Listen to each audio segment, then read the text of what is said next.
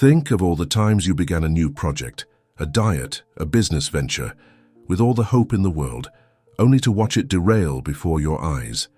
You poured in effort, you summoned willpower, you made sacrifices, and yet the outcome slipped through your fingers like sand. What if I told you that failure is not a random possibility, not a stroke of bad luck, not the universe's cruel indifference to your dreams?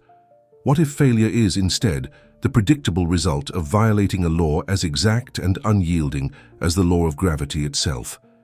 And what if, on the other side of this revelation, there exists a way of acting that makes success as inevitable as the sun rising tomorrow, as certain as water flowing downhill, as guaranteed as the mathematical truth that 2 plus 2 equals 4?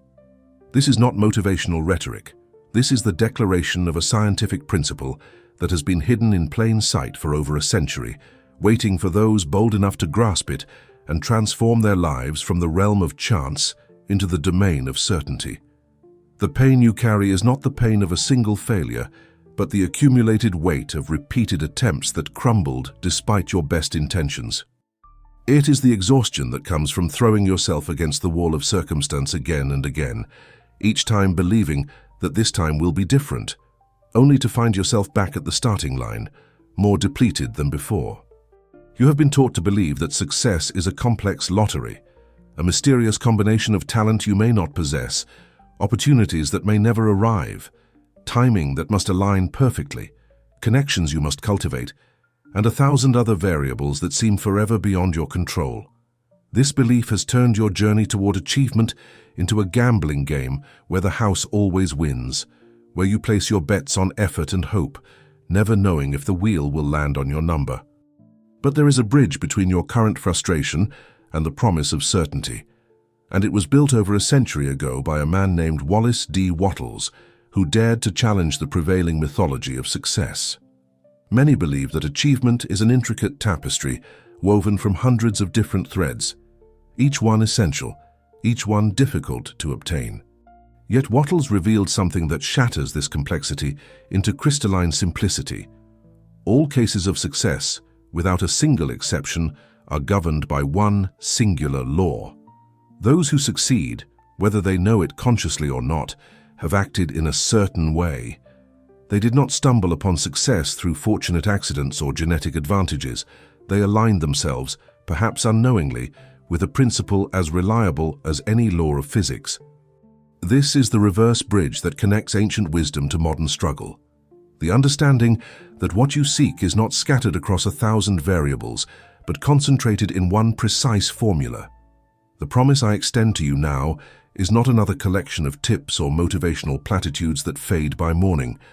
The promise is the revelation of this exact law, this certain way, which transforms success from a distant possibility into a mathematical certainty. When you understand this principle and apply it with precision, failure becomes not just unlikely but impossible. You will no longer be a gambler hoping for favorable odds. You will become an engineer applying a proven formula. The universe will cease to be a capricious force that grants wishes to the lucky few and will reveal itself as an orderly system that responds with absolute predictability to those who know its language. This is not about working harder or wanting more desperately. This is about aligning your thoughts and actions with a law that has been operating since the beginning of time, waiting for you to discover it and claim the success that is your birthright. Let me introduce you to Wallace D. Wattles, not as a philosopher spinning abstract theories in an ivory tower, but as a scientist who decoded the formula for success with the same rigor that Newton decoded gravity or Einstein decoded relativity. Wattles did not speculate. He observed, he tested. He distilled his findings into a principle so exact that it works for anyone, anywhere, in any field of endeavor. He was not interested in motivating you with empty encouragement. He was interested in revealing to you a law of the universe that operates whether you believe in it or not, whether you understand it or not, whether you acknowledge it or not. His work is not self-help. It is a manual of scientific precision for those ready to graduate from hoping to knowing, from trying to succeeding, from possibility to inevitability.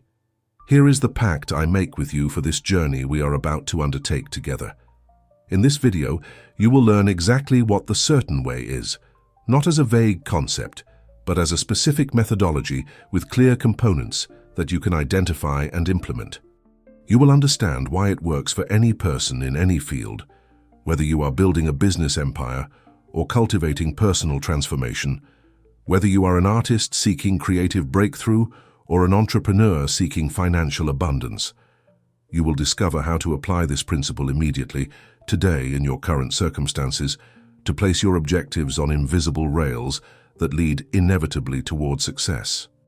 This is not a distant promise requiring years of preparation. This is an immediate shift in understanding that changes everything from the moment you grasp it.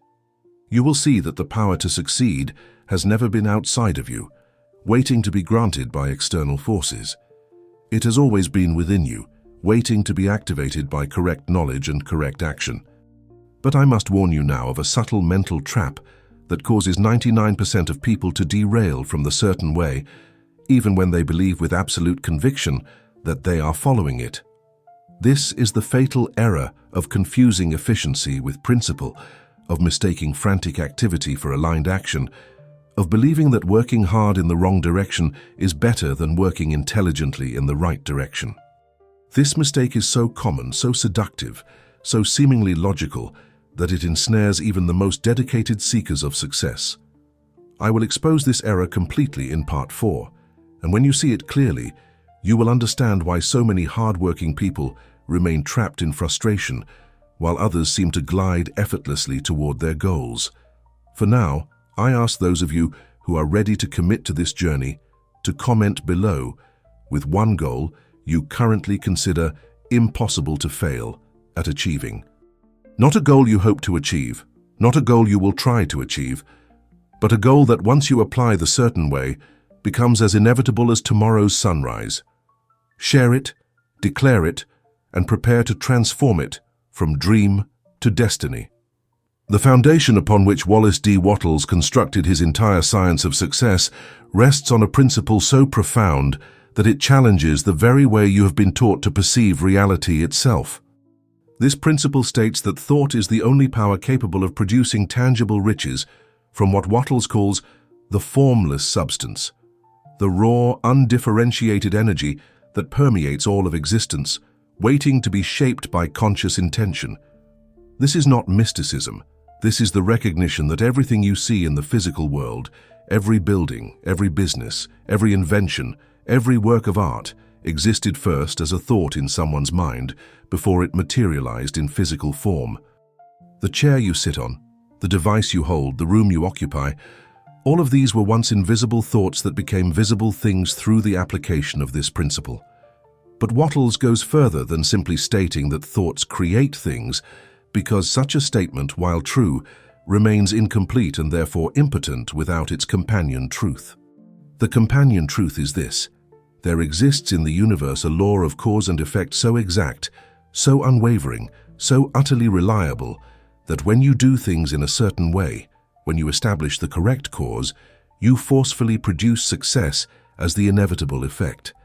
This is not optional, not probabilistic, not dependent on luck or favor or circumstances beyond your control. When you plant an acorn in fertile soil and provide it with water and sunlight, you do not hope that an oak tree might possibly grow. You know with absolute certainty that an oak tree will grow because you have initiated a cause that must produce its corresponding effect. The universe does not sometimes honor the laws of nature and sometimes ignore them based on whim or mood.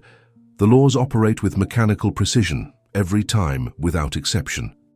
Consider for a moment the implications of this principle, because they are staggering in their power to reshape your understanding of what is possible for you. If success is governed by a law of cause and effect, then success is not a matter of chance, but a matter of correct application. You do not need to be lucky, you need to be precise. You do not need to be born with special advantages. You need to learn the correct formula. You do not need to wait for circumstances to align in your favor. You need to create the causes that will force circumstances to rearrange themselves according to your vision. This transforms the entire game of achievement from a lottery you might win into a science you can master, from a hope you nurture into a certainty you execute. The certain way that Wattles describes is not a collection of random techniques or motivational exercises. It is the specific alignment of thought and action that creates the cause necessary to produce success as the inevitable effect. When you think in a certain way and act in a certain way, you set into motion forces that must, by the very nature of universal law, bring about the results you desire.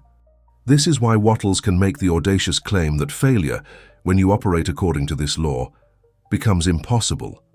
Not unlikely, not improbable, but impossible, because you have aligned yourself with a principle that cannot fail any more than gravity can fail to pull objects toward the earth, or fire can fail to produce heat when fuel and oxygen are present.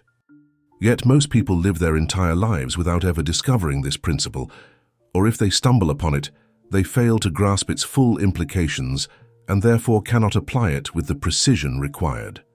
They approach success as if it were a mysterious force that blesses some and curses others, according to inscrutable criteria.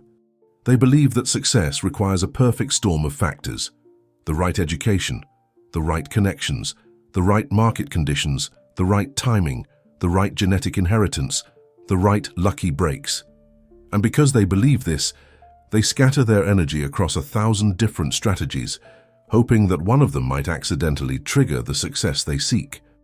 They are like alchemists mixing random ingredients, hoping to stumble upon gold, when what they need is the chemist's precise formula that produces gold reliably every time.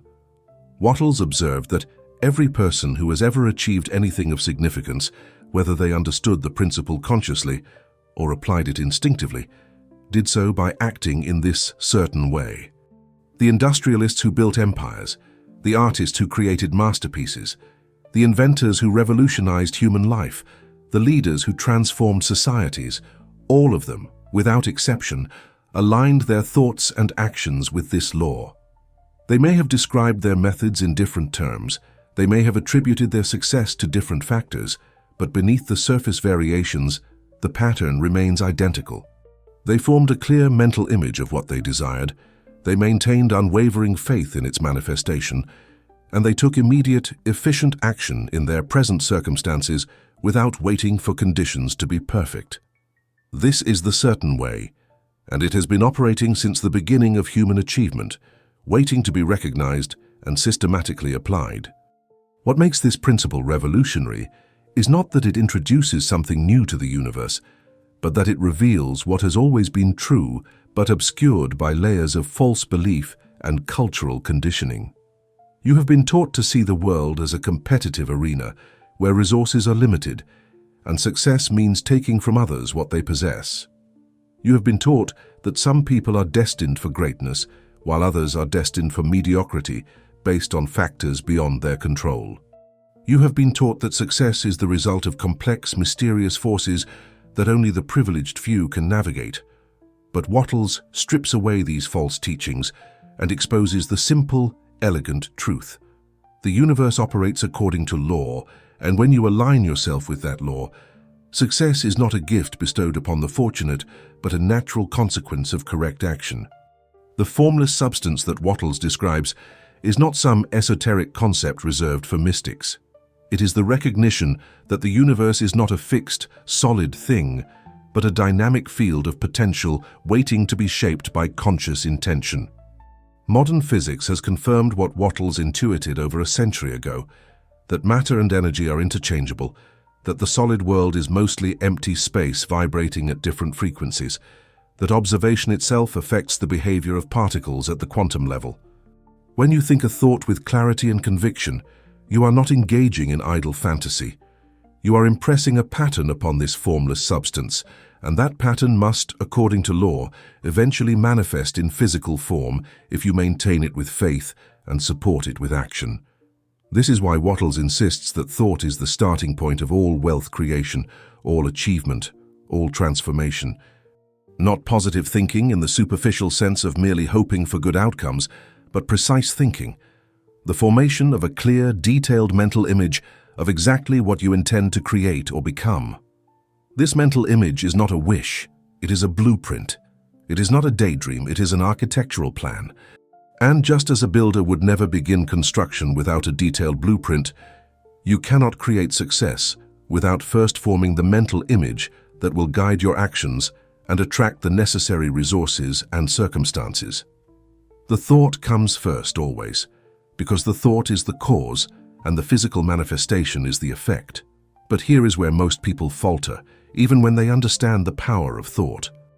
They form a mental image, they think about what they want, and then they sit back and wait for it to appear, as if the universe were a cosmic vending machine that dispenses desires upon request.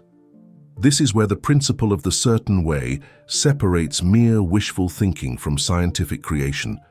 The thought alone is not enough. It must be coupled with a specific quality of faith and a specific pattern of action. The faith is not blind hope, but calm certainty. The inner knowing that what you have impressed upon the formless substance is already on its way to you, already in the process of manifestation, already inevitable. And the action is not random busyness, but purposeful execution, doing everything that can be done today in your current circumstances with efficiency and focus while maintaining the vision. When these three elements align, clear thought, unwavering faith, and immediate action, you create a force so powerful that the universe has no choice but to rearrange itself to accommodate your vision.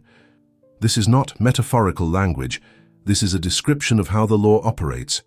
Your thought impresses the pattern, your faith maintains the connection, and your action provides the physical channel through which the manifestation can occur.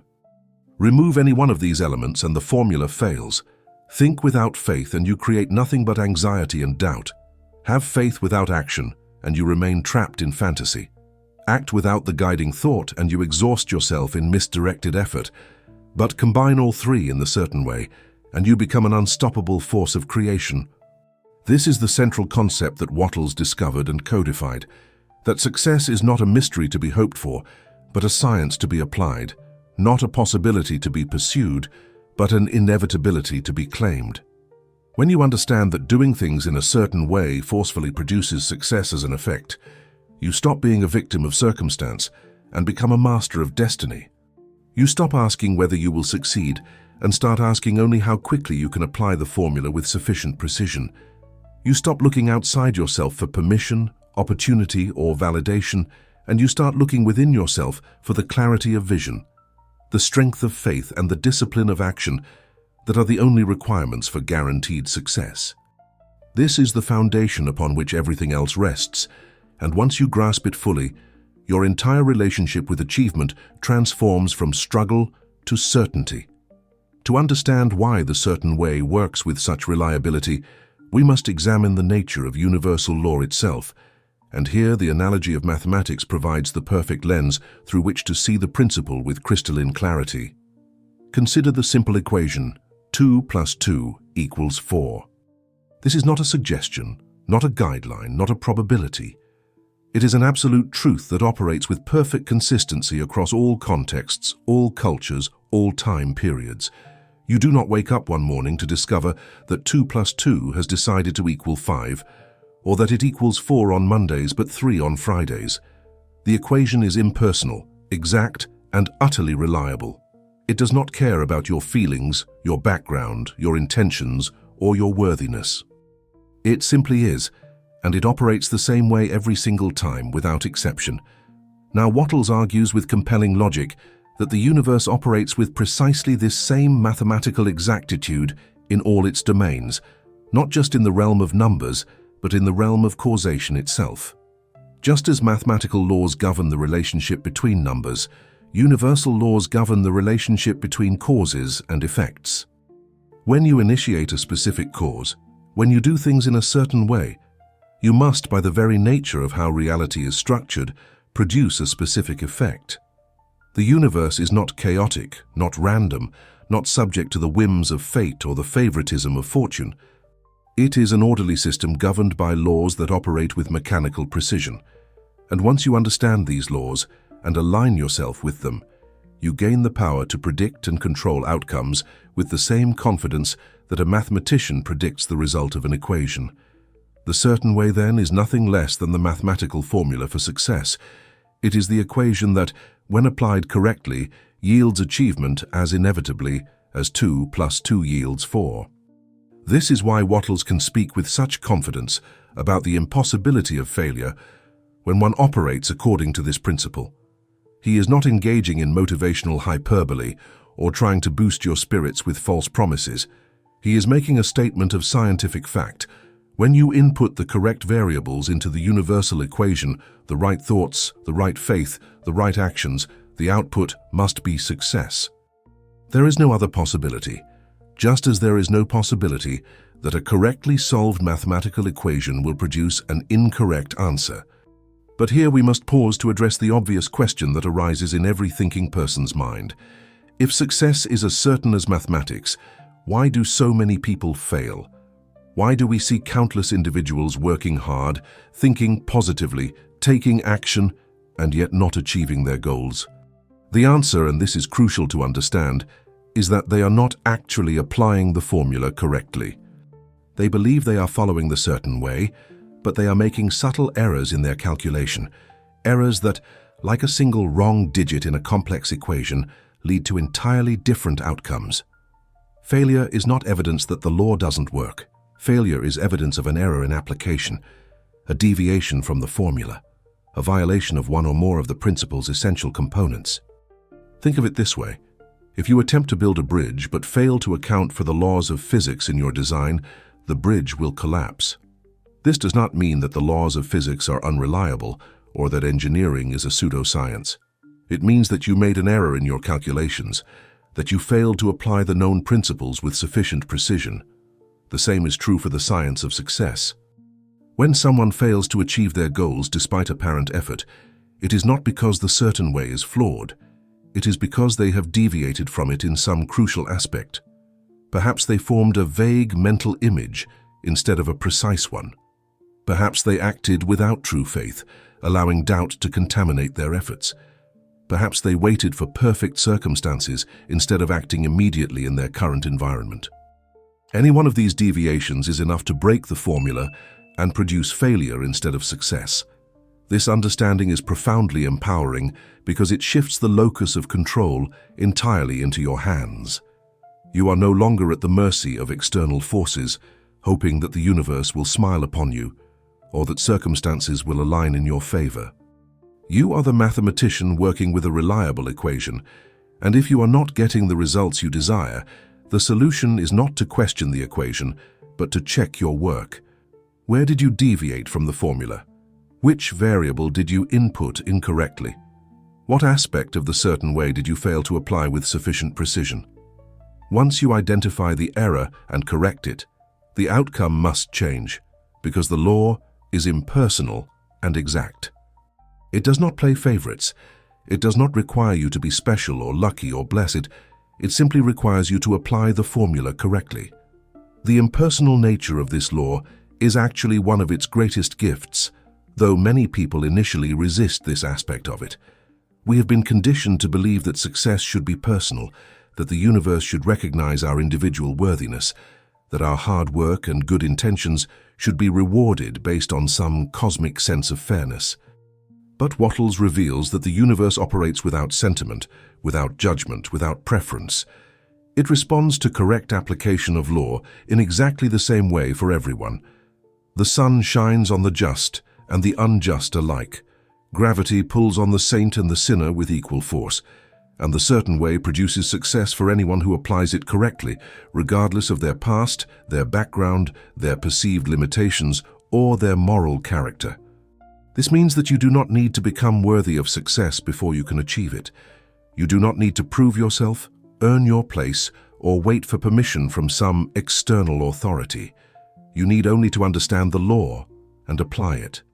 The universe is not a judgmental parent deciding whether you deserve rewards. It is a mechanical system responding to inputs with predictable outputs. When you input the correct cause, when you think, believe, and act in the certain way, the universe must output the corresponding effect, which is success. This is not a matter of deserving or not deserving. It is a matter of correct application of principle. Consider how liberating this truth is when you fully internalize it. Every excuse you have ever made for why you cannot succeed, every limitation you have accepted as unchangeable, every circumstance you have blamed for your lack of progress, All of these dissolve in the face of this principle. You cannot blame your education, because the law works independently of formal learning. You cannot blame your resources, because the law works for those who start with nothing as reliably as for those who start with wealth. You cannot blame your environment, because the law operates in all environments, and your correct application of it will begin to change your environment from within. You cannot blame your past failures, because the law has no memory and responds only to your present application of the formula. You cannot even blame your current circumstances, because those circumstances are simply the effects of past causes, and you have the power right now to initiate new causes that will produce different effects. The mathematical precision of this principle also means that success is not a matter of degree of effort, but of correctness of method. You can work extraordinarily hard in the wrong direction and produce zero results, or you can work efficiently in the right direction and produce extraordinary results. This is why Wattles emphasizes the certain way rather than simply hard work or persistence. The world is full of people who work hard and persist, but never succeed because they are applying the wrong formula. They are trying to solve a calculus problem using arithmetic methods, and no amount of effort will produce the correct answer if the method itself is wrong. But when you understand the correct formula and apply it with precision, even modest effort produces remarkable results because you are working with the grain of universal law rather than against it. This is the unshakable logic that underlies Wattles' entire system. The universe is lawful, not chaotic. Success is scientific, not mysterious. And when you align yourself with the law by doing things in a certain way, you make success not just possible, but inevitable. The formula is exact, the law is impersonal, and the results are guaranteed. You do not hope for success when you apply this principle. You know success is coming with the same certainty that you know the sun will rise tomorrow. This is not blind faith or positive thinking. This is rational confidence based on understanding how the universe operates. And once you possess this understanding, once you truly grasp that failure is simply an error in calculation, and that success is the inevitable result of correct application, you stop being a hopeful dreamer and become a scientific creator, wielding the power of universal law with the precision of a master mathematician. Before you can act in the certain way, before you can apply the formula with the precision required to guarantee success, you must first establish the correct mental foundation. This is not a preliminary step that you rush through to get to the real work. This is the essential prerequisite, without which all subsequent effort becomes misdirected and impotent. The truth that most people resist, but must eventually accept, is this: you cannot act in a certain way until you first learn to think in a certain way. Your external actions are always, without exception, the physical manifestation of your internal mental state. If your thinking is confused, your actions will be scattered. If your thinking is doubtful, your actions will be hesitant. If your thinking is clear and certain, your actions will be focused and powerful. The mental preparation that Wattles describes is not about acquiring talent, because talent is not a prerequisite for success in his system. It is not about finding the perfect environment, because the certain way works in any environment and will begin to transform whatever environment you currently occupy. It is not about accumulating resources or waiting for opportunities, because the certain way creates opportunities and attracts resources as a natural consequence of its application. The mental preparation is about something far more fundamental and far more powerful: the cultivation of mental discipline to maintain a clear vision and unwavering faith in the face of all contradictory evidence, all discouragement, all apparent obstacles, and all delays in manifestation. This mental discipline is not a luxury for those who happen to be naturally optimistic or mentally strong. It is an absolute requirement for anyone who wishes to succeed. Without it, you will be blown about by every contrary wind, discouraged by every setback, and ultimately defeated by your own inconsistent thinking. With it, you become an immovable force, a fixed point of certainty in a world of chaos, a lighthouse that continues to shine regardless of the storms that rage around it. The vision you hold in your mind and the faith with which you hold it are not merely helpful additions to your efforts. They are the very causes that set the universal machinery in motion to produce your desired effects. The vision itself must be crafted with care and precision, because vague desires produce vague results, and unclear intentions create confused outcomes. You cannot simply want more money or better health or greater success and expect the universe to know what to do with such imprecise instructions. You must form a mental image that is as clear, as detailed, as specific as a high-resolution photograph. If you desire a certain level of financial abundance, you must see in your mind exactly what that abundance looks like, not just the number in your bank account, but what you will do with it, how it will feel to possess it, what your daily life will look like when you have it. If you desire a business, you must see the business operating, see yourself in it, see the customers it serves, see the value it provides. The more precise your mental image, the more powerfully it impresses itself upon the formless substance, and the more quickly and accurately it manifests in physical form. But precision alone is not enough, because you can form a clear mental image and still fail if you do not maintain it with the correct mental attitude. This is where faith enters the equation, and here we must be very careful to understand what Wattles means by faith, because it is not what most people think. Faith in this context is not religious belief, not blind hope, not wishful thinking, not the desperate clinging to a possibility that you fear may not materialize. Faith, as Wattles uses the term, is calm, certain knowledge. It is the inner conviction that what you have impressed upon the formless substance is already in the process of becoming physical reality, that it is already on its way to you through channels you may not yet see, that its manifestation is as certain as any effect following its cause. This kind of faith is not something you manufacture through affirmations or positive thinking exercises, though these may help. This faith emerges naturally when you truly understand the principle, when you grasp at a deep level that you are working with law, not with chance. When you plant a seed, you do not need to work up faith that it will grow.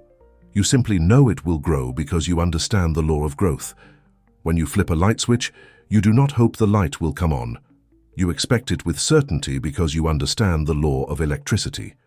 The faith that Wattles describes is this same quality of expectation, this same certainty applied to the law of manifestation. You have initiated the cause, therefore the effect must follow. You have impressed the pattern, therefore the form must appear. You have set the machinery in motion, therefore the result must come. The challenge, of course, is maintaining this vision and faith when your current circumstances seem to contradict them completely. This is where most people falter. They form a clear vision of wealth while surrounded by debt. They hold faith in success while experiencing repeated failures. They maintain certainty in their goals while everyone around them questions their sanity.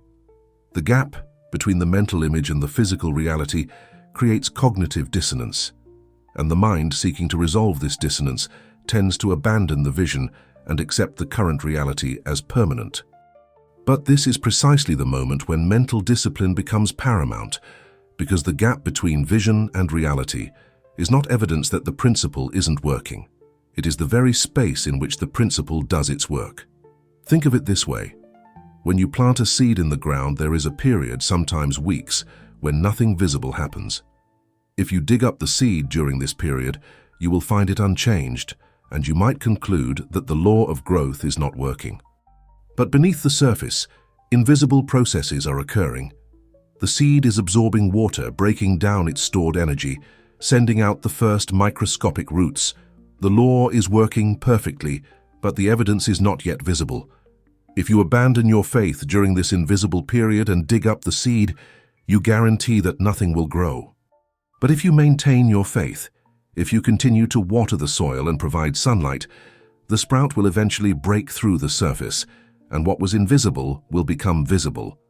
Your mental vision operates according to this same principle. When you form a clear image and maintain it with faith, you are planting a seed in the formless substance. Invisible processes immediately begin. Forces you cannot see start to align. Circumstances you are not aware of begin to shift. People you have not yet met start moving toward you. Opportunities you have not yet imagined begin to take shape. But all of this happens first, in the invisible realm, And if you abandon your vision during this gestation period because you see no immediate physical evidence, you abort the process just before it would have broken through into manifestation. Mental discipline means maintaining the vision and the faith through this invisible period, trusting the law even when the evidence is not yet apparent. This is why gratitude plays such a crucial role in Wattles' system. He instructs you to hold your vision with gratitude, as if you have already received what you desire, because gratitude is the emotional frequency that maintains the connection between your mind and the formless substance. When you are grateful for something, you cannot simultaneously doubt its reality. Gratitude implies possession, and when you feel genuine gratitude for your vision as if it has already manifested, you reinforce your faith and strengthen the impression you have made upon the universal substance. This is not pretense or self-deception, this is alignment with the law. You are grateful because you understand that what you have claimed in thought is already yours in principle, and its physical manifestation is merely a matter of time and continued right action. The mental preparation, then, is the cultivation of this inner state, clear vision, unwavering faith, and constant gratitude. These are not passive states that you hope to feel. They are active disciplines that you practice daily, regardless of your circumstances, regardless of appearances, regardless of the opinions of others. Every morning, you spend time reinforcing your mental image, making it clearer, adding more detail, feeling it more vividly. Every evening, you review your day through the lens of your vision, seeing how each action has moved you closer to its manifestation. Throughout the day, whenever doubt creeps in or circumstances seem contrary, you return to your vision and renew your faith, not through forced affirmation, but through calm remembrance of the law you are applying. This mental work is not separate from the physical work. It is the foundation that makes the physical work effective. Without the vision, your actions lack direction. Without the faith, your actions lack power. Without the gratitude, your actions lack the magnetic quality that attracts resources and opportunities. But when you establish this mental foundation firmly, when you think in the certain way before you act in the certain way, you transform yourself from a person who is trying to succeed into a person who is in the process of succeeding. The shift is subtle but profound. You are no longer hoping and striving. You are knowing and executing. You are no longer pushing against resistance. You are flowing with law. And this internal transformation is the prerequisite for all external transformation, the mental preparation without which no amount of physical effort will produce the results you desire. Now we arrive at the execution phase, the translation of mental preparation into physical action, and here we must understand the three essential components that together constitute the certain way. These are not three separate techniques that you can pick and choose from.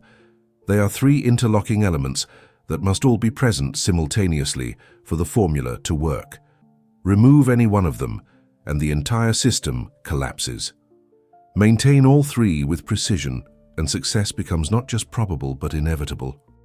The first component operates on the thought plane, the second provides the driving force, and the third manifests on the physical plane, and together they create a complete circuit through which the power of the universe flows to produce your desired results. The first step is the formation of the vision on the thought plane, and though we have touched on this in the mental preparation phase, we must now examine it with even greater specificity, because the quality of your vision directly determines the quality of your results. This is not a casual daydream or a vague wish. This is the creation of a detailed mental blueprint that will guide all your subsequent actions and attract all necessary resources. You must form the clearest, most precise mental image possible of exactly what you desire. If you want financial abundance, you must see the specific amount, know what you will do with it, visualize how it will arrive, imagine how you will feel when you possess it. If you want a successful business, you must see the business in operation, visualize the customers it serves, imagine the team that runs it, picture yourself in your role within it. The precision of this mental image cannot be overstated. The universe responds to specificity, not to vagueness. When you give it a clear order, it knows exactly what to deliver. When you give it a fuzzy wish, it has no clear instruction to follow. This is not because the universe is limited, but because you are the one doing the ordering, and your order must be clear. Think of it as placing an order with a manufacturer. If you order some kind of chair, you might receive anything from a folding chair to a throne. But if you order an ergonomic office chair with lumbar support, adjustable height, and black leather upholstery, you will receive exactly what you specified. Your mental image is your order form, and the more detailed it is, the more precisely the universe can fulfill it. But here is the crucial element that elevates this from mere visualization to scientific creation. You must maintain this thought with gratitude, knowing that it is already on its way to you in the invisible plane. This is not pretending or self-deception. This is alignment with the law of manifestation. When you impress a clear image upon the formless substance with the emotional frequency of gratitude, you create a powerful, attractive force. The image tells the universe what to create, and the gratitude tells the universe that you are ready to receive it, that you expect it, that you know it is already yours in principle, even if not yet in physical form. This combination of precise vision and grateful expectation is the first essential component of the certain way, and without it, all subsequent action becomes directionless and powerless. The second step provides the driving force that propels your vision from the invisible realm into physical manifestation, and this force has two elements: purpose and faith.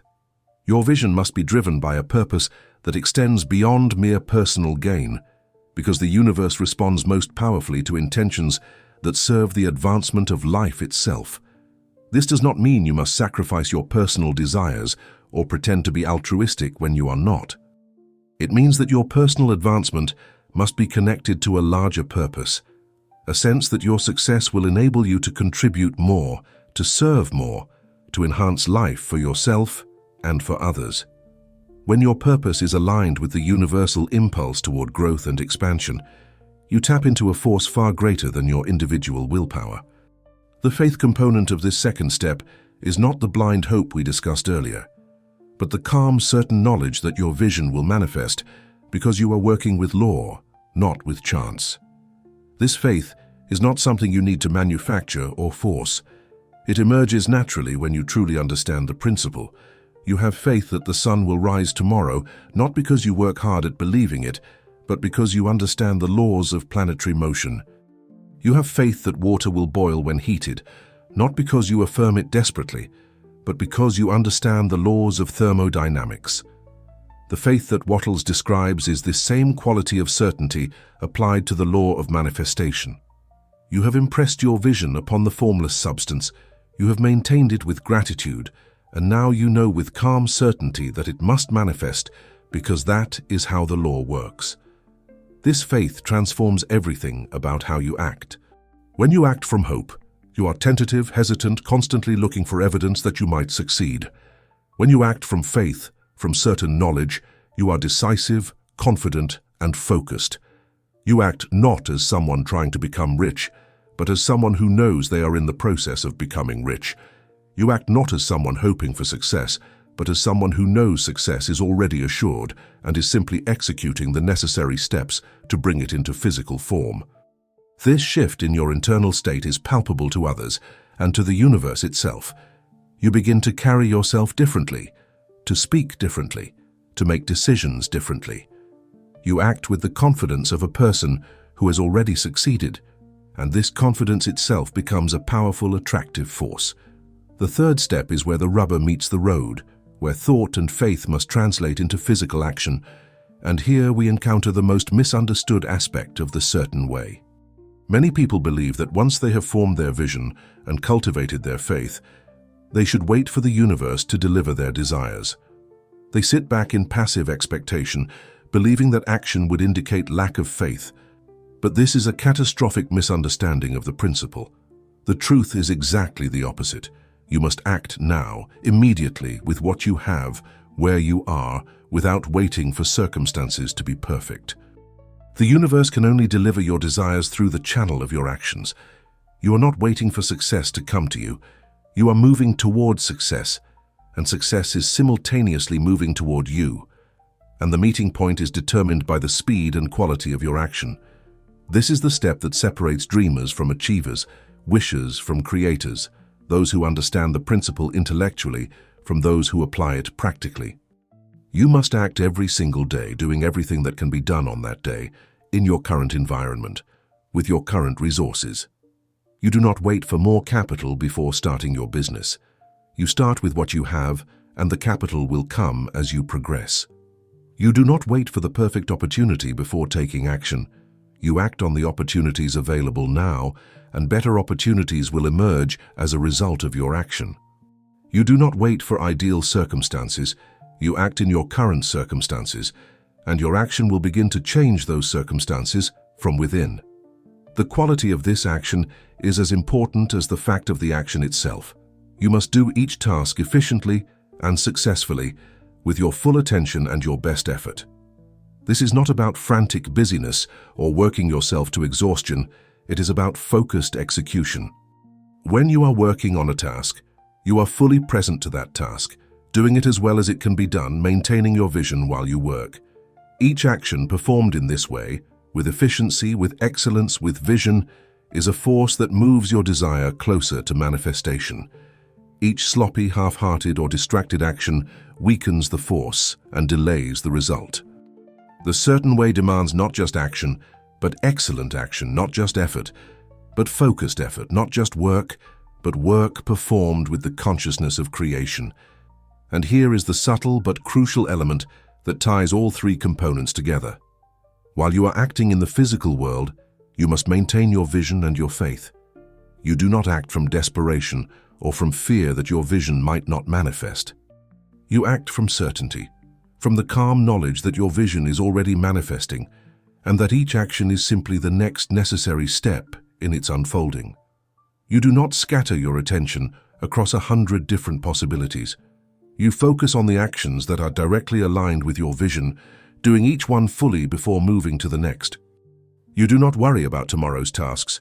You focus completely on today's tasks, knowing that tomorrow's opportunities will reveal themselves as a natural consequence of today's excellent execution. This three-part formula, clear vision maintained with gratitude, purpose, and faith as driving force, and immediate action performed with excellence, is the complete expression of the certain way. When all three components are present and operating in harmony, you create a force so powerful that the universe must respond. Your vision tells the universe what to create. Your faith and purpose provide the power, and your action provides the channel through which the creation flows into physical form. This is not magic. This is mechanics. This is not wishful thinking. This is scientific application of universal law. And when you apply it with precision and consistency, failure becomes impossible because you have aligned yourself completely with the way the universe operates, and the universe always, without exception, honors its own laws. After you have understood the three components of the certain way and begun to apply them, there is a crucial post-technique principle that determines whether your application will be sustainable and increasingly powerful, or whether it will degenerate into ordinary effort that produces ordinary results. This principle is about the quality of consciousness you bring to your daily actions, the specific way you approach even the most mundane tasks, and how you maintain the connection between your vision and your execution. The key insight here is both simple and profound. The focus is not on doing extraordinary things, but on doing ordinary things in an extraordinarily successful and focused manner while maintaining your vision. Most people believe that success requires them to do things that others are not doing, to find some secret technique or hidden opportunity that gives them an unfair advantage. But Wattles reveals that the real secret is not in finding different things to do, but in doing common things differently. Every successful person performs many of the same basic actions as unsuccessful people. They make decisions, they communicate with others, they solve problems, they execute tasks. The difference lies not in what they do, but in how they do it. They bring a quality of consciousness to each action that transforms it from mere activity into creative force. They maintain their vision while they work, they execute each task with excellence, and they approach each moment as an opportunity to impress their will upon the formless substance. Consider what this means in practical terms. When you are performing a task, any task, whether it seems directly related to your ultimate goal or not. You're not simply going through the motions to get it done. You are performing that task with your full attention, with the consciousness that this task is part of the larger pattern of your vision manifesting. If you are writing an email, you write it with clarity and purpose, knowing that this communication is part of the force that is bringing your vision into reality. If you're having a conversation, you are fully present in that conversation, speaking with intention, listening with attention, knowing that this interaction is part of the network of relationships through which your success will manifest. If you are completing a mundane administrative task, you do it efficiently and excellently, knowing that excellence in small things builds the habit of excellence that will express itself in large things. This approach transforms every moment of your day from mere passage of time into active creation. You're not waiting for the important moments when you get to work on your real goals. Every moment is important, every task is real, every action is an opportunity to practice the certain way. This is why Wattles emphasizes doing everything that can be done each day, not because frantic activity is valuable in itself, but because each action performed with consciousness and excellence strengthens your alignment with the principle and accelerates the manifestation of your vision. You are not trying to do more than you can do. You are trying to do everything you can do with the quality of consciousness that makes each action a creative force. The maintenance of vision during action is perhaps the most challenging aspect of this post-technique principle, because the physical world constantly pulls your attention away from the invisible realm where your vision exists. When you are dealing with current problems, current limitations, current obstacles, it is easy to forget the vision and become completely absorbed in the immediate circumstances. But this is precisely when the discipline of maintaining vision becomes most crucial. Your current circumstances are the effects of past causes. They are not permanent reality. They are temporary conditions that will change as your new causes produce new effects. If you allow your current circumstances to dominate your consciousness, you simply perpetuate those circumstances. But if you maintain your vision even while dealing with current circumstances, you ensure that new circumstances are being created even as you handle the old ones. This does not mean ignoring reality or pretending that problems don't exist. It means maintaining a dual awareness. You are fully present to what needs to be done in the current moment and simultaneously aware that this current moment is part of a larger pattern that is unfolding according to your vision. You handle today's challenges with competence and efficiency, and you do so with the consciousness that these challenges are temporary, that your vision is in the process of manifesting, and that each action you take is moving you closer to that manifestation. This dual awareness is the mark of someone who has truly mastered the certain way. They are practical and visionary simultaneously, grounded in present action and oriented toward future creation at the same time. The focus on doing common things uncommonly well also protects you from the trap of constantly seeking new techniques, new strategies, new secrets. Many people never succeed because they are always jumping from one approach to another, always looking for the magic bullet that will finally unlock success. But Wattles reveals that the magic is not in finding something new to do. It is in doing what you already know needs to be done, with a quality of consciousness and execution that most people never bring to their work. You do not need more techniques. You need to apply the technique you have, the certain way, with greater consistency, greater focus, and greater excellence. This is how ordinary actions produce extraordinary results, not because the actions themselves are special, but because the consciousness behind them is aligned with universal law. Now we must confront the fatal mistakes that cause even well-intentioned people to derail from the certain way, and here we arrive at the revelation I promised you in the opening, the subtle trap that ensnares 99% of those who attempt to apply this principle. The first and most devastating mistake is the confusion of action with principle, the fatal error of believing that efficient activity is the same as action aligned with the certain way. This is the hook I planted earlier, and now we must examine it fully, because understanding this distinction is the difference between exhausting yourself in futile effort and channeling your energy into forces that must produce success. Many people work incredibly hard. They put in long hours, they sacrifice leisure and comfort, They push themselves to the point of exhaustion, and they do so with admirable efficiency. They are productive, organized, disciplined in their execution. By every conventional measure, they are doing everything right. Yet they do not succeed, or they succeed only marginally, far below what their effort should produce. Why? Because they are confusing the vehicle with the destination, the method with the principle. They are working hard, which is the action component, but without the vision and faith that give that action its creative power. They are driving a fast car in the wrong direction, and no amount of speed will bring them to their intended destination if the direction is wrong. This is the mistake that Wattles warns against most urgently, acting without the consciousness that transforms action into creative force. When you work without maintaining your clear vision, you are simply reacting to circumstances, responding to demands, executing tasks because they seem necessary or because others expect them of you. This kind of work, no matter how efficient, is not action in the certain way. It is activity without alignment, effort without power, motion without direction. You may accomplish many things, but you will not create the specific results you desire because you have removed the guiding intelligence, the vision, that tells the universe what you are creating and attracts the necessary resources and circumstances to support that creation. Similarly, when you work without faith, without the calm certainty that your vision is manifesting, you introduce the poison of doubt into your efforts. Every action performed with underlying doubt is an action that simultaneously affirms and denies your vision.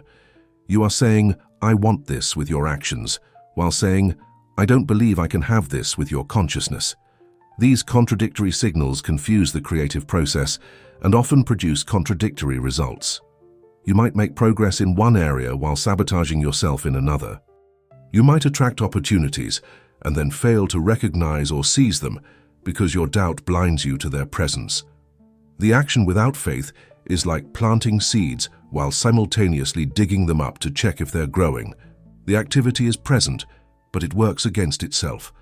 The certain way demands that action be impregnated with vision and faith.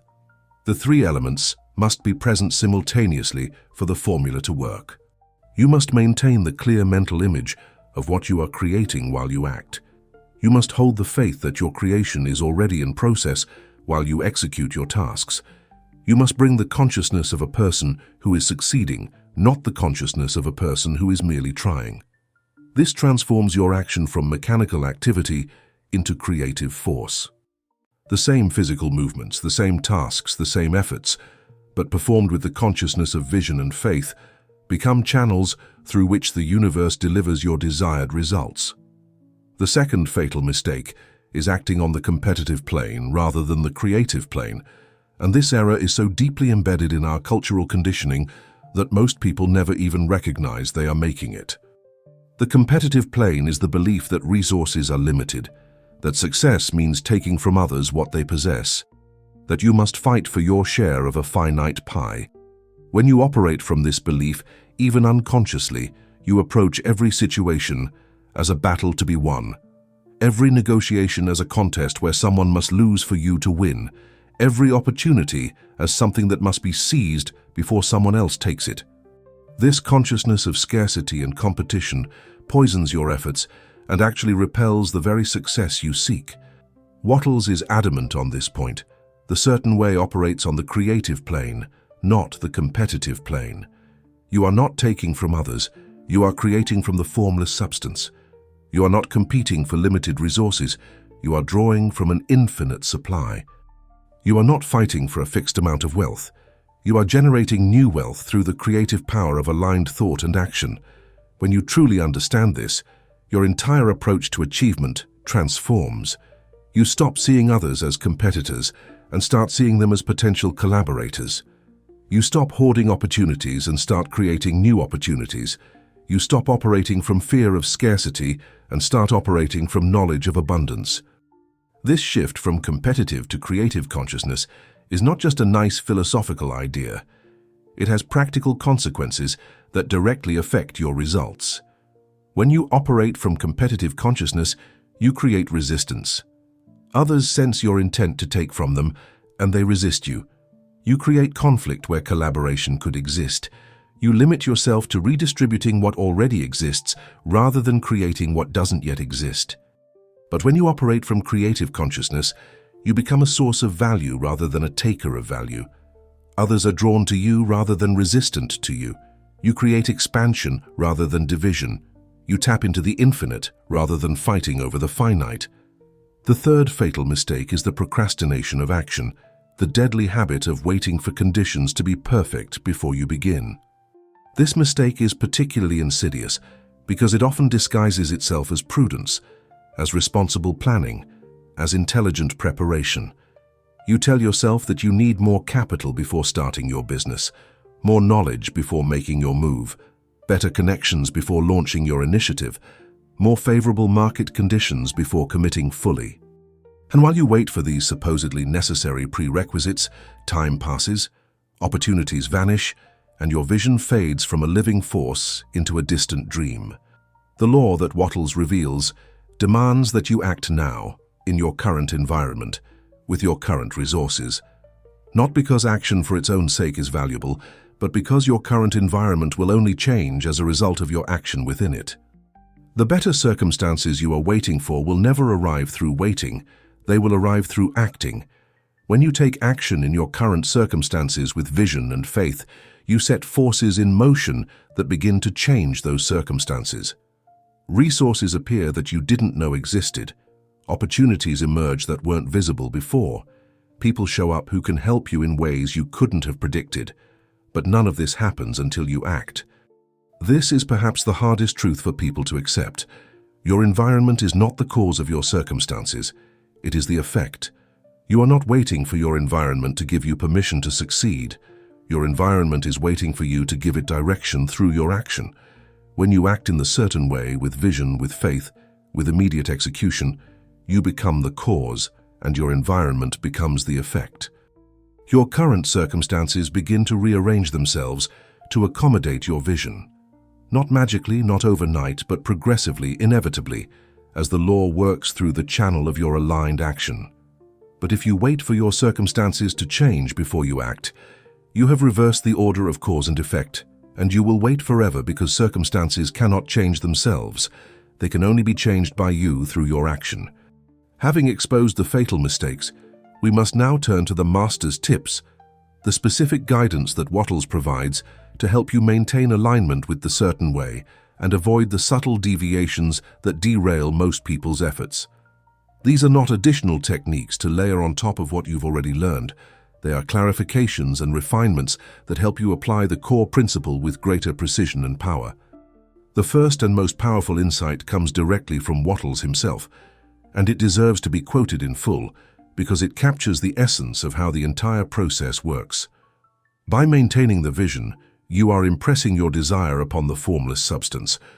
By acting with faith and purpose, you are causing that form to move in your direction.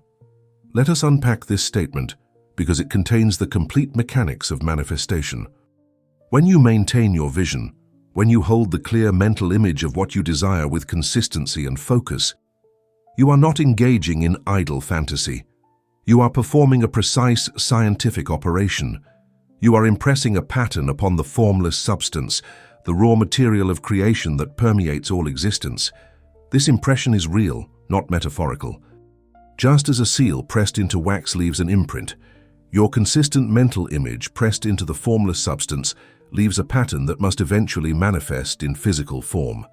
The longer and more clearly you maintain the vision, the deeper the impression, and the more inevitable the manifestation. But the impression alone is not enough, and this is where many people who study the law of attraction go astray. They believe that if they just visualize clearly enough and long enough, their desires will appear. But Wattles adds the crucial second part. By acting with faith and purpose, you cause that form to move in your direction. The impression creates the pattern in the invisible realm, but your action creates the channel through which that pattern can flow into the visible realm. Your faith ensures that the channel remains open and clear, not blocked by doubt or fear. Your purpose ensures that the force flowing through the channel is powerful and directed, not weak and scattered. And your immediate, efficient action provides the physical pathway through which the invisible becomes visible. Think of it as a two-way process. Your vision reaches out into the formless substance and claims your desire, impressing it with your intention. Your action reaches back from the physical world and creates a pathway for that desire to travel toward you. The two movements, the impression and the action, meet in the middle, and at that meeting point, manifestation occurs. This is why both elements are absolutely essential. Vision without action is powerless fantasy. Action without vision is directionless effort.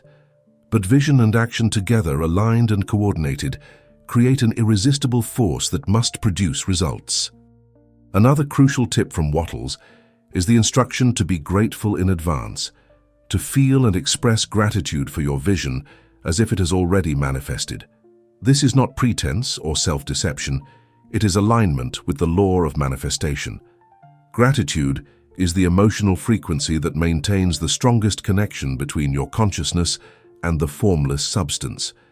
When you are grateful for something, you are in a state of receiving, not wanting. Wanting implies lack, and the consciousness of lack attracts more lack. Gratitude implies possession, and the consciousness of possession attracts more to possess. By being grateful for your vision before it manifests physically, you place yourself in the vibrational state that accelerates its manifestation. This gratitude must be genuine, not forced. You cannot fake the feeling and expect results. But when you truly understand that your vision is already impressed upon the formless substance and is in the process of manifesting, gratitude arises naturally. You are not being grateful for something that might happen. You are being grateful for something that is happening, that is already in motion, that is already on its way to you.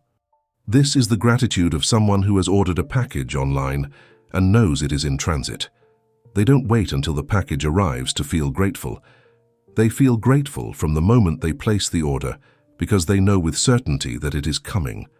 Wattles also emphasizes the importance of maintaining your vision constantly, not just during designated visualization periods. This does not mean you must be in a meditative state all day, unable to focus on practical tasks. It means that your vision becomes the background context for all your activities, the lens through which you interpret events, the standard by which you make decisions. When opportunities arise, you evaluate them based on whether they align with your vision. When challenges appear, you address them with the consciousness that they are temporary obstacles on the path to your vision's manifestation. When you interact with others, you do so as someone who is in the process of achieving their vision, not as someone who is hoping to someday achieve it. This constant maintenance of vision is what separates those who succeed from those who merely try. Most people have moments of clarity where they see their vision vividly, but then they allow the demands of daily life to push that vision into the background. They forget what they are creating. They get caught up in current circumstances.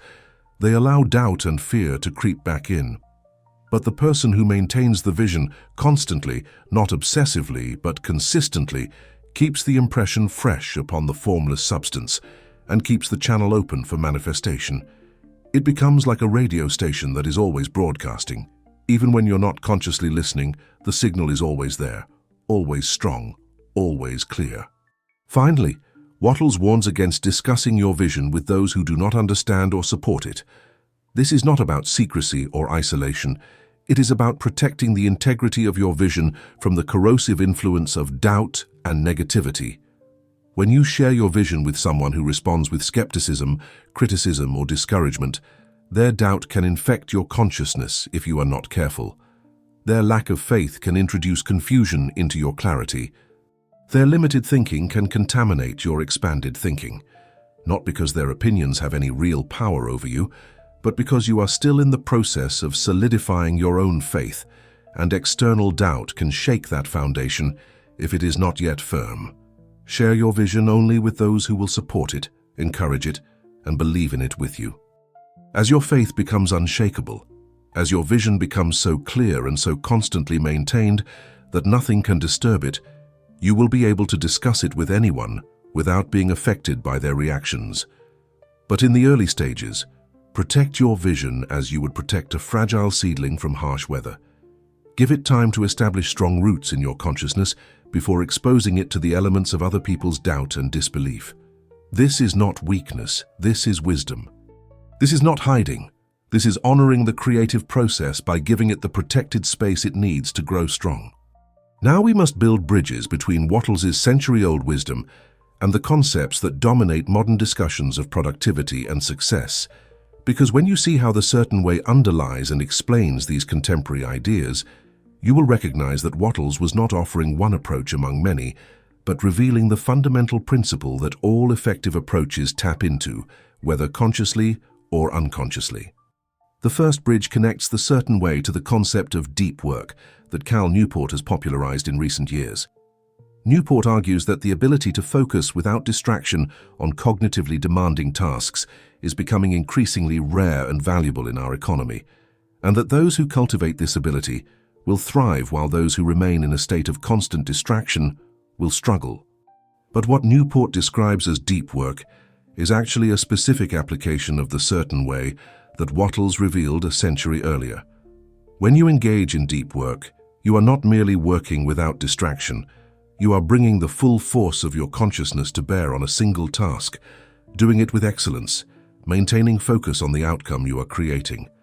This is exactly what Wattles means by doing everything that can be done each day in an efficient and successful manner while maintaining your vision.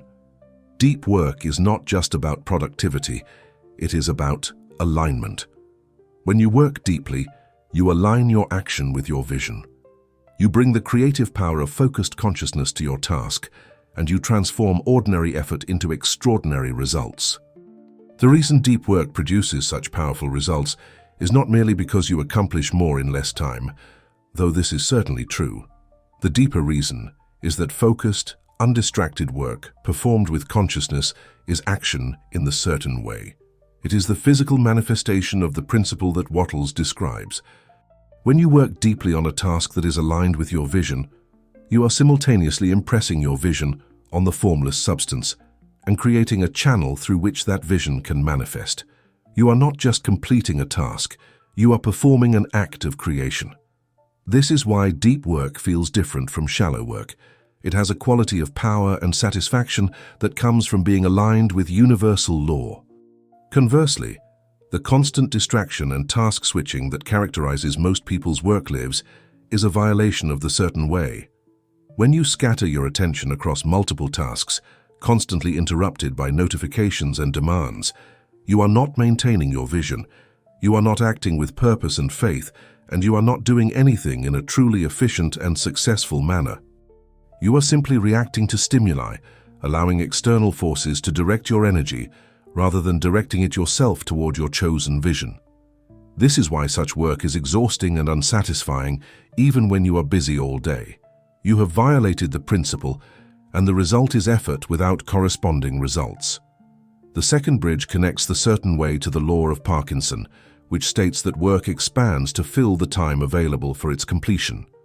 This law, formulated by Cyril Northcote Parkinson in the 1950s, observes that if you give yourself a week to complete a task that could be done in a day, the task will somehow take the entire week. The work expands not because the task is actually more complex than you thought, but because you allow it to fill the available time through inefficiency, procrastination, and unnecessary elaboration. This law explains why deadlines are so effective at forcing productivity. They compress the available time and therefore force efficiency. But Parkinson's law is actually describing what happens when you violate the certain way, and the solution to Parkinson's law is to apply the certain way. When you work without a clear vision and without the consciousness of purpose, you naturally drift toward inefficiency because there is no compelling force pulling you toward completion. You fill time because you have no reason not to, but when you work in the certain way, with a clear vision maintained constantly, with faith that your vision is manifesting, and with the intention to do everything that can be done today in an efficient and successful manner, you naturally compress time because you are pulled toward completion by the force of your vision. This is why Wattles emphasizes doing everything that can be done each day, not doing everything that needs to be done eventually. When you focus on what can be done today, you create natural boundaries around your work. You do not allow tasks to expand indefinitely because you are focused on efficient completion not on filling time. You do not procrastinate because you understand that each day's action is a force that moves your vision closer to manifestation, and delay means slower manifestation. You do not waste time on unnecessary perfectionism because you understand that efficient and successful completion is more valuable than endless refinement. This approach naturally defeats Parkinson's law by replacing the expansion of work with the compression of focused execution. The third bridge connects the certain way to the modern understanding of the antithesis between focused work and multitasking. Neuroscience has now confirmed what Wattles intuited a century ago. The human brain cannot actually multitask. What we call multitasking is really rapid task switching, and each switch carries a cognitive cost. Every time you shift your attention from one task to another, you must reorient yourself, remember where you were, and rebuild the mental context. This switching cost accumulates throughout the day, leaving you exhausted and having accomplished far less than you would have through sustained focus on one task at a time. But this is not merely a neurological limitation, it is a violation of the certain way. When you attempt to multitask, you are fragmenting your consciousness, dividing your attention, and weakening the force of your action. You are not maintaining your vision because your vision requires singular focus. You are not acting with purpose because you are scattered across multiple purposes. You are not doing anything in a truly efficient and successful manner because efficiency requires undivided attention. The result is that you violate all three components of the certain way simultaneously, and your efforts produce minimal results despite maximum exhaustion. The solution is not to try harder at multitasking or to develop better systems for managing multiple priorities. The solution is to recognize that multitasking is fundamentally incompatible with the certain way, and to structure your work around singular focus.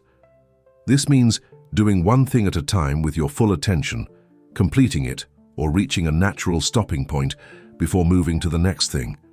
It means protecting blocks of time for focused work on your most important tasks, the tasks that are directly aligned with your vision. It means saying no to demands that would fragment your attention and weaken your force. This is not about being inflexible or unresponsive. It is about honoring the principle that focused action aligned with vision is the only action that produces reliable results. The fourth bridge connects the certain way to the modern concept of essentialism, the disciplined pursuit of less but better. Greg McKeown's work on essentialism argues that success comes not from doing more things, but from doing fewer things with greater focus and quality. The essentialist asks, what is the most important thing I could be doing right now? And then eliminates or delegates everything else to focus on that one thing. This approach directly contradicts the cultural pressure to be busy all the time, to say yes to every opportunity, to pack every moment with activity. But essentialism is simply another way of describing what Wattles means by doing things in a certain way. When you maintain a clear vision, you automatically know what is essential and what is not. Essential actions are those that are aligned with your vision and move you toward its manifestation. Non-essential actions are those that distract from your vision, fragment your focus, or serve purposes that are not aligned with your chosen direction. The essentialist's discipline of elimination is the practical application of Wattles' instruction to do everything that can be done each day, not everything that could be done, not everything that others want you to do, but everything that can be done in service of your vision. This connection reveals why so many people struggle with prioritization and time management. They are trying to manage time and prioritize tasks without a clear vision to guide them. Without the vision, every task seems equally important or equally unimportant. Every demand seems legitimate. Every opportunity seems worth pursuing. But with the vision clearly maintained, prioritization becomes simple. You ask, does this action align with my vision? Does it move me toward the manifestation of what I am creating? If yes, it is essential. If no, it is not. This clarity is not coldness or selfishness. It is alignment with the law. You cannot serve your vision and every other demand simultaneously. You must choose, and the certain way tells you how to choose, always in favor of the vision, always in favor of aligned action, always in favor of what can be done today to move your creation forward. The fifth and final bridge connects the certain way to the modern understanding of habit formation and the power of consistency.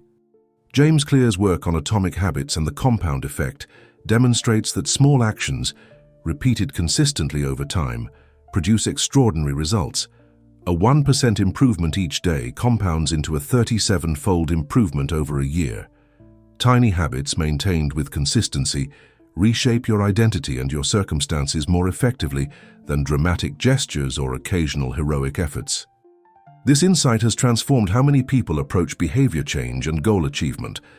But this principle of compounding consistency is exactly what Wattles describes when he instructs you to do everything that can be done each day in an efficient and successful manner. He is not advocating for dramatic action or heroic efforts. He is advocating for consistent, daily, focused action aligned with your vision. Each day's action may seem small, but when performed in the certain way, with vision, with faith, with purpose, it compounds with yesterday's action and tomorrow's action to create an irresistible force. This is why Wattles emphasizes not worrying about tomorrow's tasks, but focusing completely on today's tasks. Today's excellent execution creates the foundation for tomorrow's excellent execution, and the compound effect of this consistency is what transforms vision into reality. The modern concepts of deep work, Parkinson's law, the dangers of multitasking, essentialism, and atomic habits are not separate principles that you must learn and apply in addition to the certain way. They are all different angles of viewing the same fundamental law that Wattles revealed. When you understand the certain way deeply, you automatically embody all of these modern insights because they are all expressions of the same underlying principle: focused, consistent, purposeful action aligned with a clear vision and maintained with unwavering faith produces inevitable success. This is not a collection of techniques, it is a single law, and all effective approaches to achievement are simply different ways of describing and applying this one law. Having established the theoretical bridges between Wattles's principle and modern concepts, we must now validate the certain way through the lens of historical example, because theory without proof remains speculation, and principles without demonstration remain abstract. The story of Andrew Carnegie provides a perfect case study, not because he was aware of Wattles's work, he likely was not, but because his life demonstrates the certain way in action, whether he understood it consciously or applied it instinctively. Carnegie's rise from poverty to become one of the wealthiest men in history is often attributed to hard work, fortunate timing, or ruthless business practices. But when you examine his life through the lens of the certain way, you see something far more profound. Carnegie arrived in America as a poor Scottish immigrant, working first in a cotton factory for pennies a day, then as a telegraph messenger boy. These are not the circumstances that most people would identify as conducive to building an industrial empire. But Carnegie possessed something that circumstances cannot grant and poverty cannot take away: a clear vision of what he intended to become. From his earliest days, he saw himself not as a poor immigrant destined for a life of manual labor, but as someone who would rise to prominence and wealth. This vision was not vague, wishful thinking.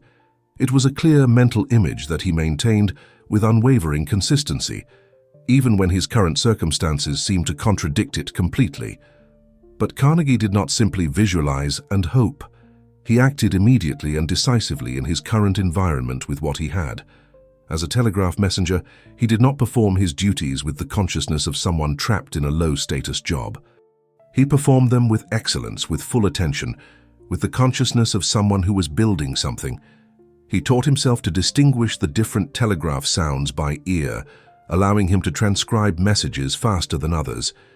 He memorized the locations of businesses in Pittsburgh so he could deliver messages more efficiently. These were not extraordinary actions. They were ordinary tasks performed with extraordinary focus and excellence. This is the certain way in action, doing common things uncommonly well while maintaining a vision of greater things to come. Each excellent performance of his current duties opened doors to new opportunities. His efficiency as a messenger caught the attention of Thomas Scott, a superintendent at the Pennsylvania Railroad, who hired him as a personal secretary and telegraph operator. Again, Carnegie did not see this as merely a job to perform. He saw it as the next step in the manifestation of his vision. He learned everything he could about the railroad business. He observed how successful men made decisions. He cultivated relationships with people who could help him advance. And crucially, he acted on opportunities immediately when they appeared, even when doing so required risk. When Scott offered him the chance to invest in railroad sleeping cars, Carnegie had no money, but he found a way to borrow it because he recognized the opportunity as aligned with his vision. This pattern repeated throughout Carnegie's career.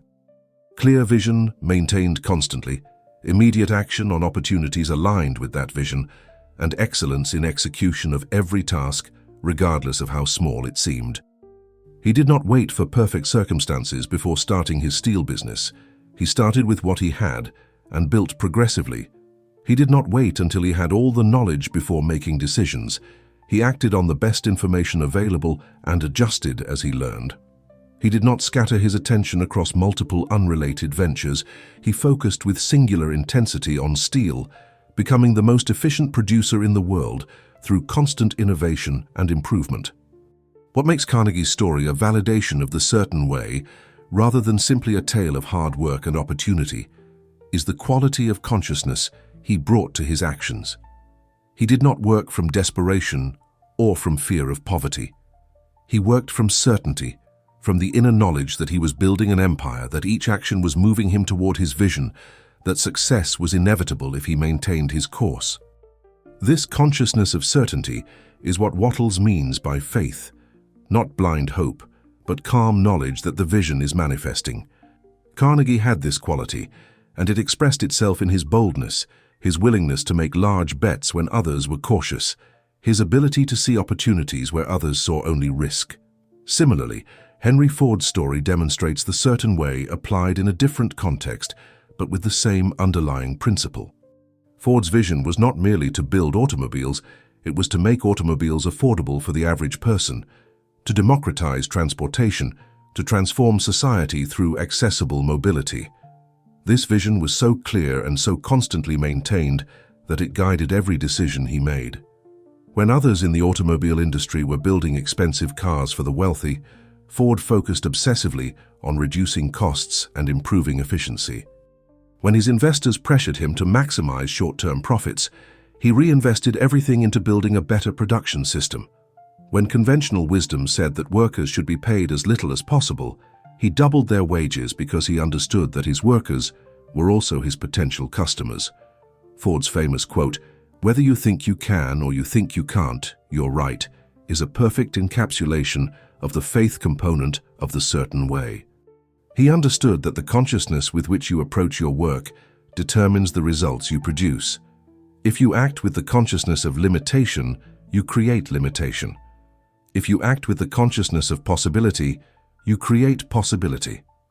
Ford acted with absolute certainty that he could produce an affordable automobile, and this certainty drove him to persist through countless failures and setbacks that would have defeated someone operating from hope rather than knowledge. What both Carnegie and Ford demonstrate is that the certain way is not a technique for a specific type of business or a specific economic era. It is a universal principle that works in any context, any industry, any circumstance. They operated in different industries, in different times, with different starting points, but the pattern is identical. Clear vision maintained with unwavering consistency, faith expressed as calm certainty rather than desperate hope, and immediate action in current circumstances, without waiting for ideal conditions. This pattern is not coincidental. It is the expression of a law, and when you see it operating in the lives of successful people across different contexts and different eras, you begin to recognize it as the law that Wattles described. The validation of the certain way through historical example is important, not because it proves that the principle works. The principle works whether we believe in it or not, just as gravity works whether we believe in it or not, but because it helps us see the principle in action and recognize it when we encounter it. When you study the lives of successful people with the certain way as your lens, you stop seeing their success as the result of luck, talent, or favorable circumstances, and you start seeing it as the inevitable result of aligned thought and action. This recognition is empowering because it removes success from the realm of mystery and places it in the realm of science. You can study the principle, understand it, and apply it, just as you can study any scientific law and apply it to produce predictable results.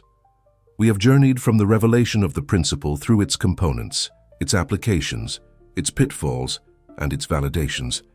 And now we arrive at the synthesis, the moment where all the threads weave together into a single tapestry of understanding. The power that you now possess, if you have truly grasped what has been revealed, is the power to transform success from a distant hope into a present certainty. This is not hyperbole or motivational exaggeration. This is the logical conclusion of everything we have explored. Success is not a game of chance where some win and others lose based on factors beyond their control.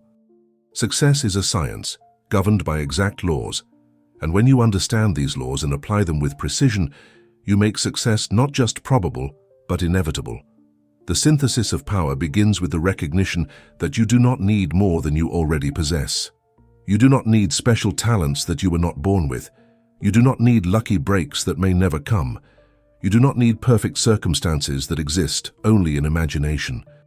You do not need permission from external authorities or validation from skeptical observers. What you need, and what you have always had, is the capacity to think clearly, to maintain a vision with consistency, to act with faith and purpose, and to execute your current tasks with excellence and focus. These capacities are not distributed unequally among people. They are universal human abilities that anyone can develop and apply. The reason most people do not succeed is not that they lack these capacities, but that they have never been taught to recognize them as the only requirements for success. They have been taught instead that success requires a complex combination of external factors, and so they spend their lives trying to acquire these external factors rather than developing and applying the internal capacities they already possess. But Wattles has shown us that the external factors are not causes, they are effects. They are the results that flow inevitably from the correct application of the internal principle. When you think, believe, and act in the certain way, the external factors, the resources, the opportunities, the circumstances, the connections, arrange themselves to support your vision because that is how the law works. This synthesis reveals that the power to succeed has never been outside of you, waiting to be granted by fortune or circumstance. The power has always been within you, waiting to be activated by correct understanding and correct application. You are not a passive recipient hoping for success to be delivered to you. You are an active creator, impressing your vision upon the formless substance and channeling that vision into physical form through your aligned action. This is not a metaphorical power.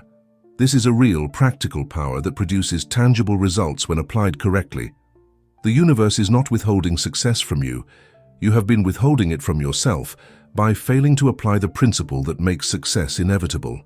The synthesis also reveals that failure, when you operate according to the certain way, becomes not just unlikely, but impossible. Not because you will never encounter obstacles or setbacks, these are inevitable parts of any creative process, but because obstacles and setbacks cannot stop you when you understand the law you are working with. When you know with certainty that your vision is impressing itself upon the formless substance, when you maintain unwavering faith that manifestation is in process, when you continue to act with purpose and excellence regardless of temporary circumstances, you cannot be defeated.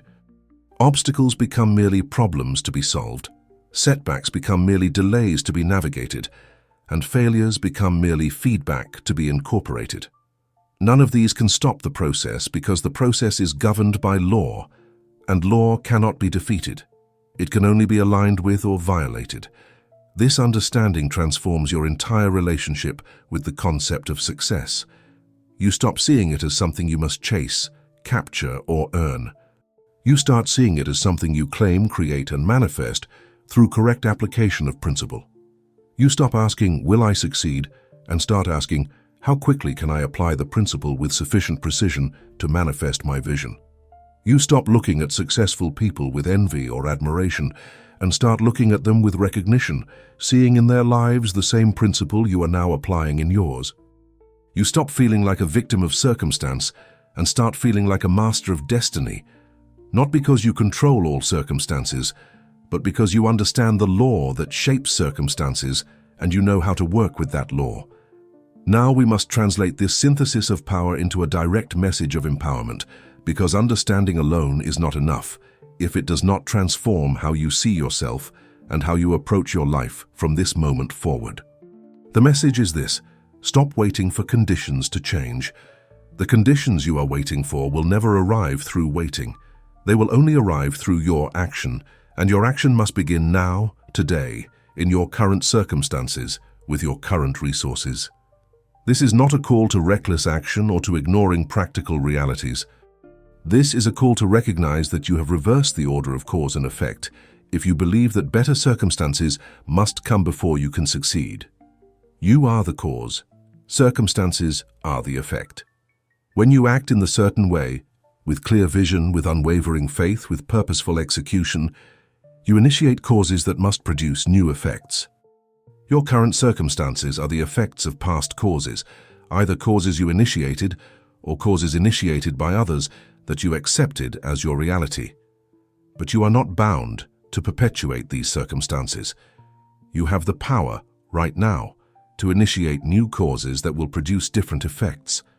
The moment you begin to think and act in the certain way, you begin to change your circumstances, not through magical transformation, but through the lawful process of cause and effect. The force that created the worlds, the same force that Wattles calls the formless substance, is not distant or inaccessible. It is present everywhere, in everything, including in you. This force is waiting to serve you, but it can only do so through your actions. It cannot act independently of you, it can only act through you. When you maintain a clear vision, you give this force a pattern to follow. When you act with faith and purpose, you give this force a channel through which to flow. When you execute your tasks with excellence and focus, you give this force a physical pathway through which to manifest.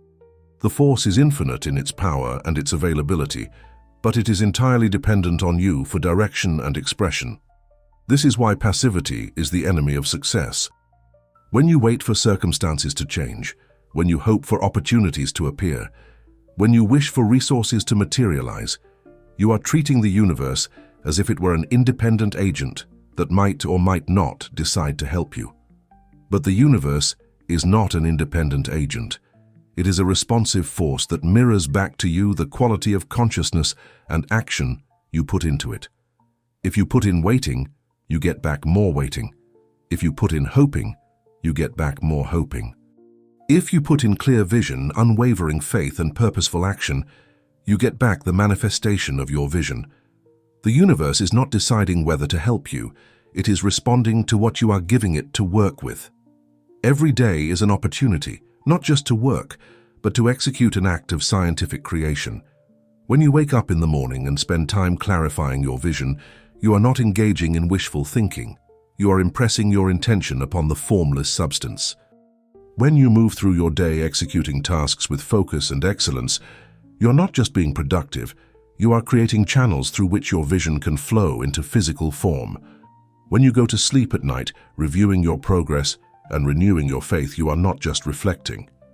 You are maintaining the connection between your consciousness and the creative force of the universe.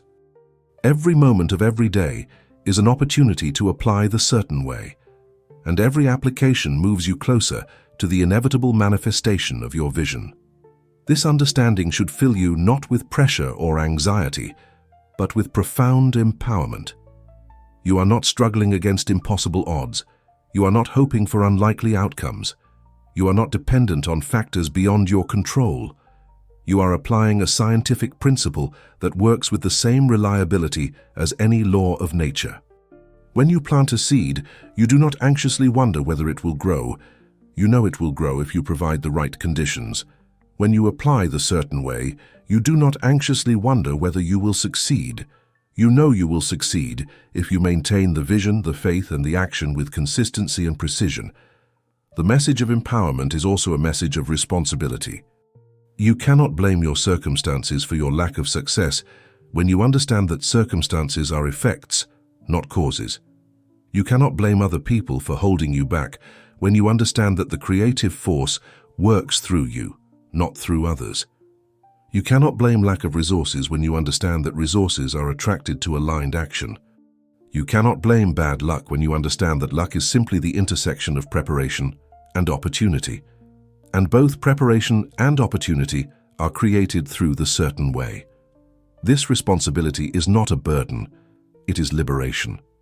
It means that your success is entirely in your hands, dependent only on your understanding and application of the principle.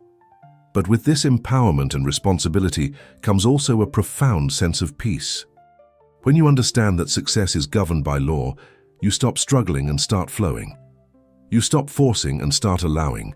You stop desperately grasping and start confidently claiming. You work hard, yes, but you work from certainty rather than from desperation. You face obstacles, yes, but you face them with the calm knowledge that they are temporary and solvable. You encounter setbacks, yes, but you encounter them with the understanding that they are feedback, not failure. The anxiety that comes from uncertainty dissolves when you replace uncertainty with knowledge of law. You become like a skilled sailor who does not fear the ocean because they understand how to work with wind and current rather than against them. We have reached the final stage of our journey together, and now I must issue you a challenge that will test whether you have truly grasped the principle or merely understood it intellectually. Understanding without application is worthless. It is like knowing the formula for a medicine but never preparing it, like possessing a map but never traveling, like owning a tool but never using it. The certain way is not a philosophy to contemplate, it is a practice to apply. And the only way to prove to yourself that it works is to apply it with precision and observe the results. This is the scientific method. Form a hypothesis, conduct an experiment, observe the outcomes, and draw conclusions based on evidence rather than speculation. The challenge I propose is this: commit to the perfect action challenge for 1 full week. This is not a casual experiment that you try half-heartedly while maintaining your old patterns. This is a complete commitment to applying the certain way with precision for 7 consecutive days and observing what happens when you do. The structure of the challenge is simple but demanding. First, you must choose one goal. Not multiple goals, not a vague direction, but one specific, clear goal that you can work toward during this week. It should be something meaningful enough to matter, but focused enough to make progress on in 7 days. It could be completing a significant project, making a specific amount of money, establishing a new habit, solving a persistent problem, or creating something new. Once you have chosen your goal, you must create a clear mental image of it. Spend time on this, do not rush it. See the goal already accomplished. See yourself in possession of what you desire or having completed what you intend. Make the image as detailed and vivid as possible. Write it down if that helps clarify it. This mental image is your blueprint, your order form to the universe, your impression upon the formless substance. The clearer it is, the more precisely the universe can deliver it. This is not optional preparation. This is the essential first step, without which all subsequent action becomes directionless. Every morning for the 7 days of the challenge, before you begin any work toward your goal, you must spend 5 minutes maintaining this vision, not creating a new vision, but reinforcing the one you have already formed. See it clearly, feel it vividly, and most importantly, feel genuine gratitude for it, as if it has already manifested. This morning practice is not meditation or relaxation. It is scientific impression. You are pressing your intention into the formless substance, and the consistency of this daily impression is what creates the pattern that must eventually manifest. Do not skip this step, do not rush through it, and do not treat it as mere positive thinking. This is the cause that will produce your desired effect. After you have maintained your vision each morning, you then execute the tasks of that day. But here is the crucial element. You must execute these tasks in the certain way. This means doing everything that can be done today. Not everything that could eventually be done, but everything that can be done today in the most efficient and successful manner possible. You work with complete focus, without distraction, without multitasking, without allowing your attention to fragment. You do each task as well as it can be done, not obsessing over perfection, but executing with excellence. You maintain your vision while you work, holding the consciousness that each action is moving your goal closer to manifestation. And you do not worry about tomorrow's tasks.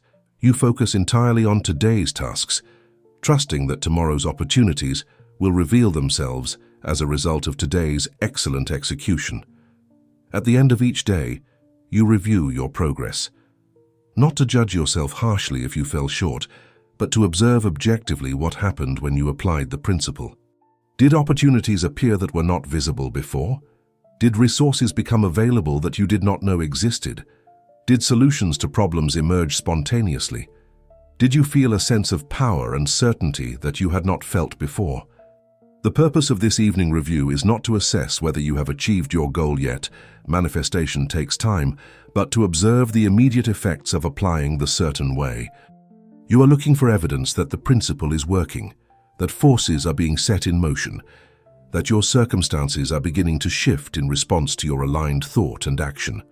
The challenge is to maintain this practice for 7 consecutive days without breaking the pattern.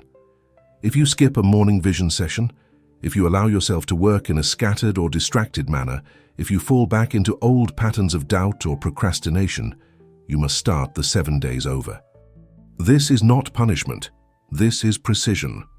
The certain way requires consistency, and the challenge is designed to help you develop that consistency. 7 days is long enough to begin seeing results, but short enough to maintain intense focus. It is long enough to establish a new pattern, but short enough to prevent burnout. It is long enough to test the principle, but short enough to commit to fully. At the end of the 7 days, I want you to share your results. Not to prove anything to me or to anyone else, but to document for yourself what happened when you applied the certain way with precision. What goal did you choose? What progress did you make? What unexpected opportunities or resources appeared? What did you learn about the principle and about yourself? This documentation is important because it transforms subjective experience into objective evidence. When you write down what happened, you can see clearly whether the principle worked.